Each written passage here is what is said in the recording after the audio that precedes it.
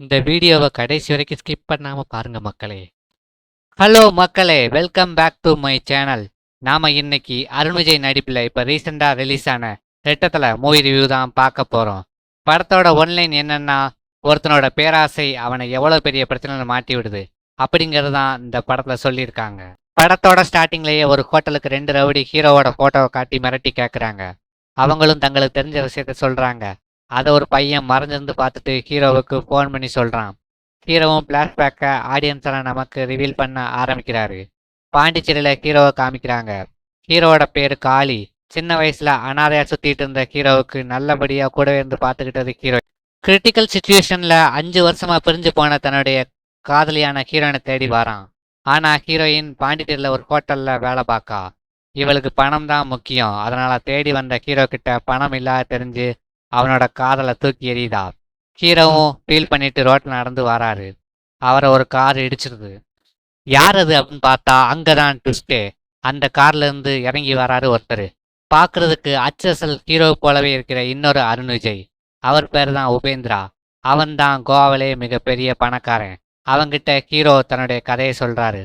அவனும் என்னைய மாதிரியே மாறி ஒரு நாள் என் வாழ்க்கையை வாழுன்னு சொல்றாரு. அப்படி அவனும் ஹீரோ மாதிரியே மாறி போய் ஹீரோனை பார்த்தா அவளும் ஹீரோவை லவ் பண்றேன்னு சொல்றா. ஆனா அங்கதான் இன்னொரு ட்விஸ்டே. என்னன்னா, இவ லவ் பண்றேன்னு சொன்னது உபேந்திரா கிட்ட. அப்பதான் ஹீரோ ஹீரோயின் கிட்ட நடந்தது எல்லாத்தையும் சொல்றான். ஆனா ஹீரோயின் ஹீரோ கிட்ட ஒரு ஐடியா கொடுக்குறா. அது என்னன்னா, உபேந்திராவை கொன்னுட்டு அவன் இடத்துக்கு நீ போ, நீயும் நானும் நல்லா வாழலாம் அப்படின்னு சொல்றா. இதை கேட்ட ஹீரோ காளியும் உபேந்திராவை கொன்னுட்டு அவன் இடத்துல உபேந்திராவை மாறுதான். ஆனா இங்கதான் அடுத்த ட்விஸ்டே. உபேந்திரா ஒரு ஆயுள் தண்டனை கைதின்னும் பரோலில் பாண்டிச்சேரி வந்திருக்கான்னு ஹீரோவுக்கு தெரிய வருது. இங்கே தான் உபேந்திராவோட ஃப்ளாஷ்பேக்கை ரிவீல் பண்ணுறாங்க. கோவாவில் யாருமே இல்லாத அவனுக்கு அவங்க அம்மா தான். அவங்க இறந்த பிறகு அவங்களோட அஸ்தியை கோவாவுக்கு காரில் கொண்டு போய்கிட்டு இருக்கும்போது பெரிய ரவுடியாக இருக்கிற ரெட்டியோட பையன் உபேந்திராவை அடித்து போட்டு காரை தேடிட்டு போகிறான். உபேந்திரா சும்மா விடுவானா?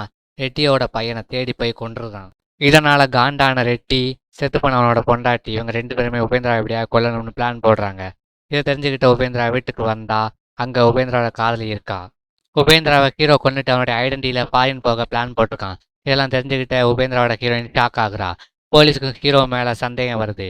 அதனால ஹீரோ காளியை பற்றி விசாரிக்க ஆரம்பிக்கிறாங்க. இன்னொரு பக்கம் உபேந்திரா ஒரு ஹேண்டிகேப். ஹீரோவான காளி ஹேண்டிகேப் இல்லைங்கிறத தெரிஞ்சுக்கிறாங்க. இதை தெரிஞ்சுக்கிட்ட ஹீரோ காளி அங்கேருந்து தப்பிக்க பார்க்குறாரு.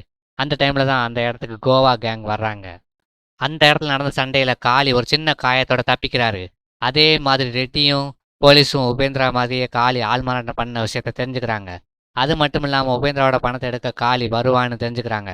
அதே மாதிரி ஹீரோவும் ஹீரோயினியும் அந்த பணத்தை எடுக்க வராங்க. அந்த இடத்துக்கு கோவா கேங் வந்துடுது. அங்கே நடந்த சண்டையில் ஹீரோயினியை கத்தியால் குத்திடுறாங்க.